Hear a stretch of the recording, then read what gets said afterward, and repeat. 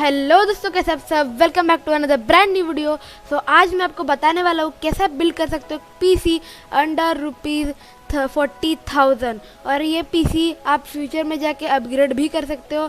i3 के जगह पर आप i5 लगा सकते हो और ग्राफिक्स कार्ड को अपग्रेड करके आप GTX 1650 या फिर 1660 Ti जैसे ग्राफिक्स कार्ड आप आराम से इस पीसी में लगा सकते हो। ये फ्यूचर अपग्रेडेबल पीसी भी है। Let's begin with the video. तो गाइस, बात करें हमारे प्रोसेसर के बारे में तो हम यूज़ करने वाले इंटेल का कोर i3 10100F। तो गाइस, ये प्रोसेसर आता है 4 कोर और 8 थ्रेड के साथ।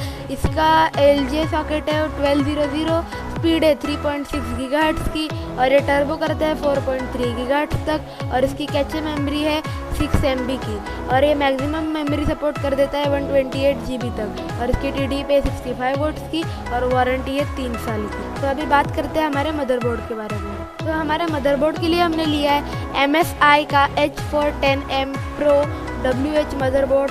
नाम बहुत लंबा है पर मदरबोर्ड बहुत ही ज़्यादा तगड़ा है। ये मदरबोर्ड बहुत अच्छा है। इंटेल को सारे प्रोसेसर 10th जनरेशन की ये हैंडल कर सकता है। मैं आपको बोला कि ये आप अपग्रेड कर सकते हो इस प्रोसेसर को अपने i5 में 10th जनरेशन के। ये H410 चिपसेट के साथ आता है और ये 64 GB तक रैम सपोर्ट कर देता है। और supports up to only DDR4 2666 megahertz only. इसीलिए हमने 3000 मेगाहर्ट्ज़ की रैम भी बिल्कुल नहीं ली। तो गाइस, रैम के लिए हमने लिए क्रूशल की बॉलस्ट्रिक्स 2666 मेगाहर्ट्ज़ की DDR4D रैम गेमिंग मेमोरी।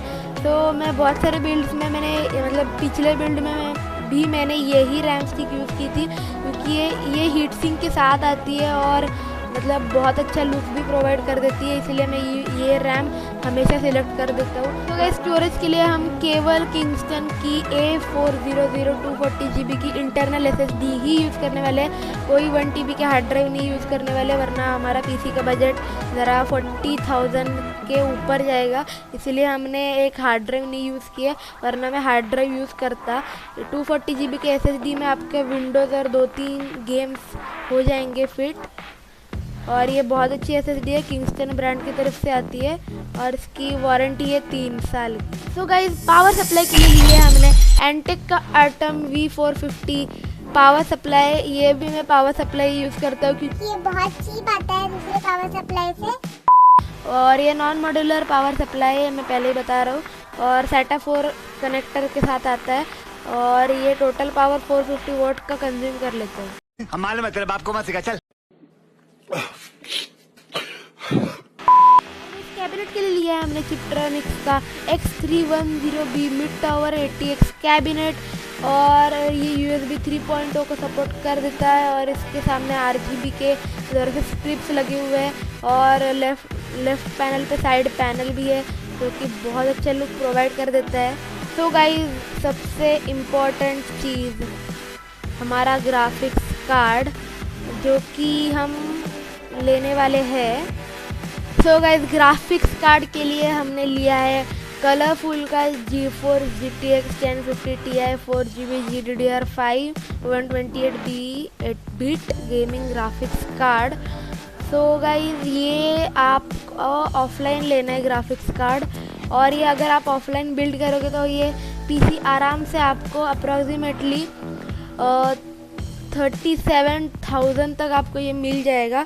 और ग्राफिक्स कार्ड आप GTX 1050 Ti लेना और वो भी ऑफलाइन लेना, क्योंकि ऑफलाइन प्राइजेस अप टू 12,000 चल रहा है।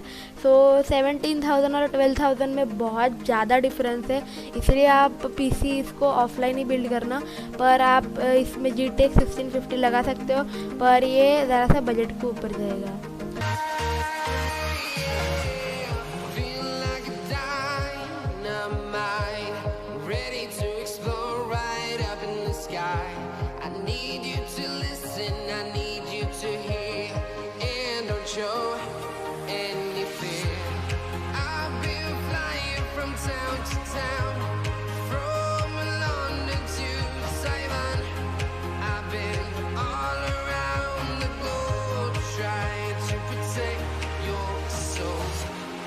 We are heroes tonight.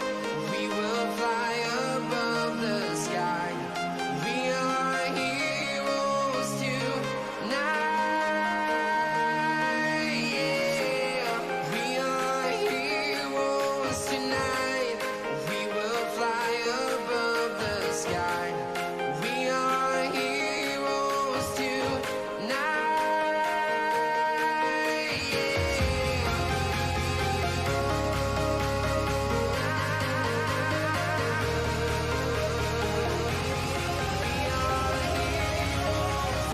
So guys thank you for watching this video.